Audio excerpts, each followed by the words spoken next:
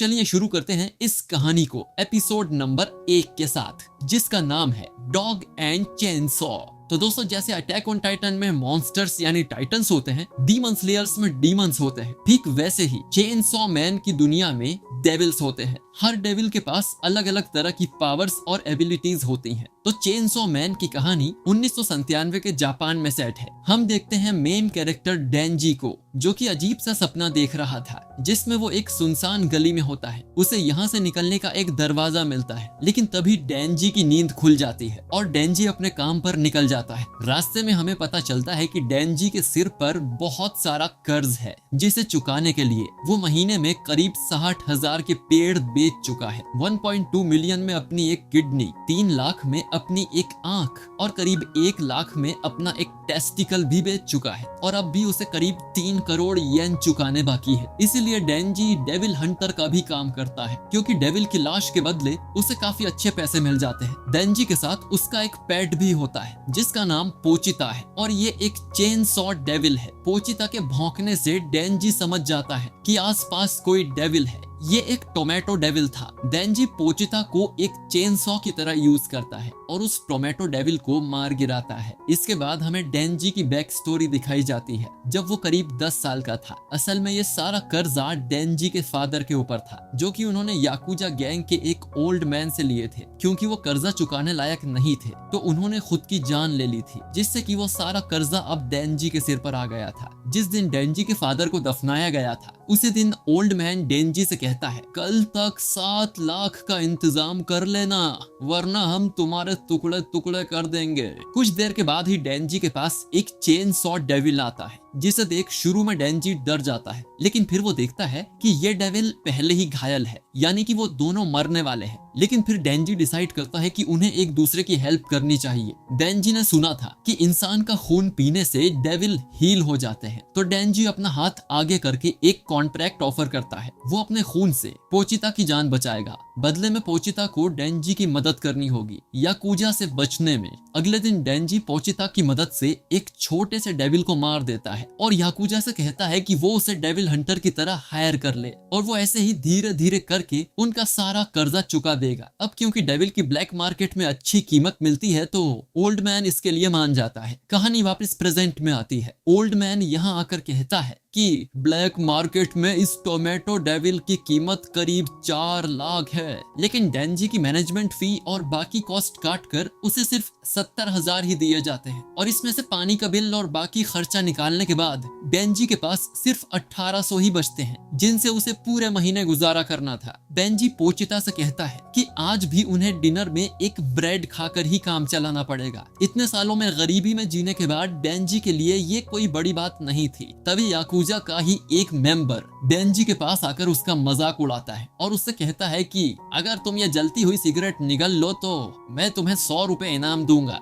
डेंजी खुशी खुशी उस सिगरेट को अपने मुंह में रख लेता है, और फिर वो याकुजा का मेंबर उसे 100 का सिक्का देकर चला जाता है। डेंजी और पोचिता दोनों जंगल में एक छोटे से शेड में रहते हैं, जहां हम उन दोनों को सिर्फ एक ब्रेड की स्लाइस खाते हुए देखते हैं। डेंजी की कोई सोशल लाइफ नहीं है, दोस्त के नाम पर उसके पास बस पोचिता है। डेंजी को हाल ही में पता चला कि ब्रेड को सूखा नहीं बल्कि जैम लगाकर खाया जाता है, लेकिन इन दोनों के लिए ये बस एक सपना है। जब तक डेंजी के सिर पर ये कर्जा है, वो नॉर्मल जिंदगी नहीं जी सकता, जिसका मतलब है कि वो सिंगल ही मर जाएगा, क्योंकि डेंजी किसी भी लड़की को अपनी इस झोपड़ी में इनवाइट नहीं कर सकता, ना ही किसी महंगे रेस्टोरेंट में उसे डेट पर ले जा सकता है। मरने से पहले डेंजी का बस एक ही सपना था कि उसकी कोई गर्लफ्रेंड हो। पोचिता मजे से डेंजी की ये सारी बातें सुनता रहता है। भूखा होने की वजह से डेंजी को ठीक से नींद भी नहीं आती। नींद में वो ऐसे सपने देखना चाहता था जिसमें वो ब्रेड पर जैम लगाकर पोचिता के साथ खाए, किसी लड़की के साथ फ्लर्ट कर उसके साथ वीडियो गेम्स खेले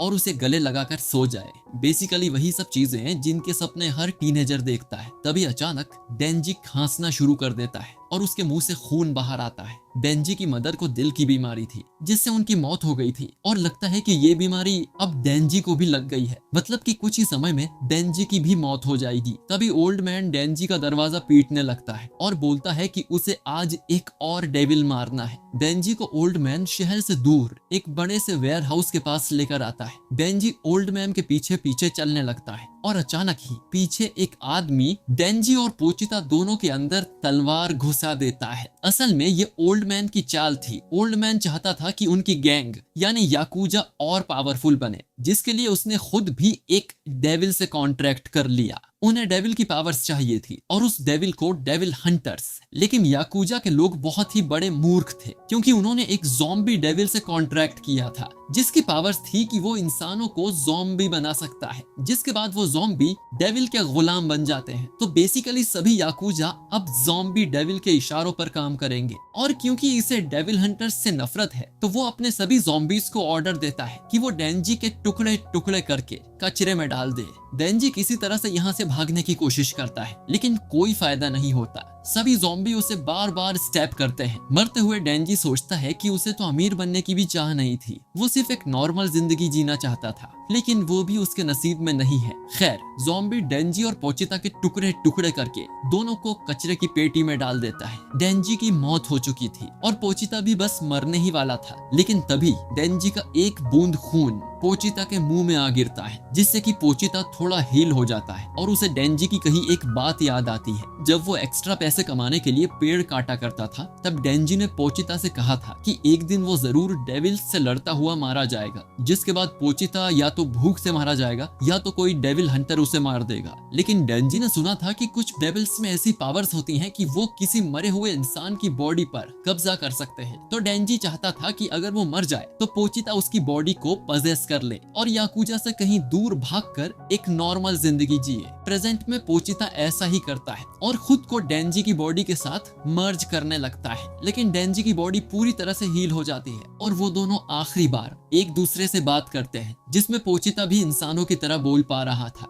पोचिता डेंजी से कहता है कि वो उसकी बॉडी पर कब्जा नहीं कर रहा है, बल्कि वो उसके साथ एक नया कॉन्ट्रैक्ट बना रहा है। इस नई डील में पोचिता ने अपना हार्ट डेंजी को दे दिया है। बदले में वो चाहता था कि डेंजी एक नॉर्मल लाइफ जिए और वो सारे सपने पूरे करे जो उन्होंने देखे थे। तो बेसिकली पोचिता डेंजी को बचाने के लिए खुद को कुर्बान कर देता है और क्योंकि डेंजी के पास अब डेविल हार्ट है, तो उसका शरीर पूरी तरह से हील हो जाता है। उसकी दिल की बीमारी, आंख और किडनी सब बिल्कुल ठीक हो गए थे। साथ ही डेंजी के सीने से एक डोरी बाहर निकल रही थी, जो कि असल में पोचिता की पूंछ हुआ करती थी, जिसे खींचने पर पोचिता की चेन सॉ चालू होती थी। डेंजी को जिंदा देख ज़ॉम्बी डेविल फिर से अपने ज़ॉम्बीज को उसे मारने भेजते हैं। डेंजी मन में सोचता है कि इन लोगों के पास तो इतनी अच्छी लाइफ थी, फिर इन्हें और क्या चाहिए था जो कि इन्होंने डेविल से कॉन्ट्रैक्ट कर लिया। डेंजी को समझ आता है कि इंसान को जितना भी मिले उसे कम ही लगता है और उसे कभी संतोष नहीं होता, जिसके लिए डेंजी उन्हें दोष नहीं देता।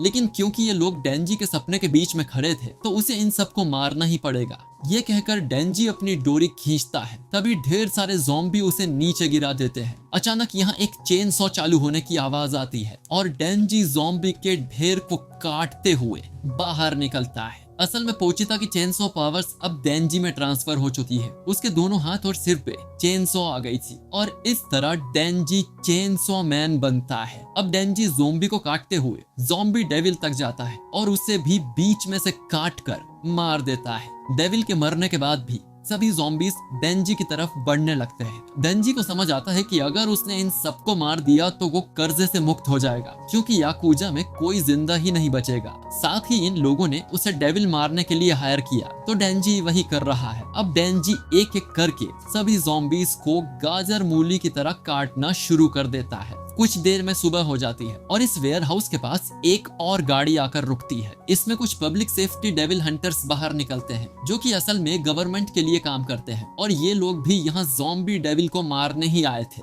लेकिन ये देखते हैं कि यहाँ सिर्फ ज़ॉम्बीज की लाशें पड़ी हुई हैं, जिनके बीच में डेंजी खड़ा था। एक आदमी को लगता है कि ये आदमी भी कोई डेविल होगा, लेकिन माकीमा की सूंघने की शक्ति काफी तेज है, जिससे वो बताती है कि ये ना तो कोई इंसान है और ना ही कोई डेविल। माकीमा डेंजी के पास आती है और डेंजी पीछे गिरने लगता है। गिरते हुए वो माकीमा से उसे गले लगाने को बोलता है, जो कि वो करती है, जिससे कि डेंजी के चेन सॉ पार्ट पिघल जाते हैं और वो वापस एक इंसान की तरह दिखने लगता है। अब माकीमा डेंजी को दो ऑप्शंस देती है, या तो वो उसे डेविल समझकर उसे मार सकती है, या तो वो उसे अपना पालतू बनाकर अपने साथ रखेगी। डेंजी मरना तो नहीं चाहता था, तो वो माकीमा से पूछता है कि नाश्ते में मुझे क्या मिलेगा, जिस पर माकीमा सोचते हुए बोलती है कि बटर और जैम लगा हुआ ब्रेड। सैलेड, कॉफी और कुछ मीठा भी। और ये सब खाना तो डेंजी के लिए सपने जैसा था, तो वो तुरंत माकीमा का पालतू बनने के लिए मान जाता है। बाकी वीडियो को लाइक और शेयर करिए, हमारे चैनल को सब्सक्राइब करिए और बेल आइकन जरूर दबाइए। बाकी मैं मिलता हूँ आपसे बहुत ही जल्द चेनसॉ मैन के नए एपिसोड के साथ।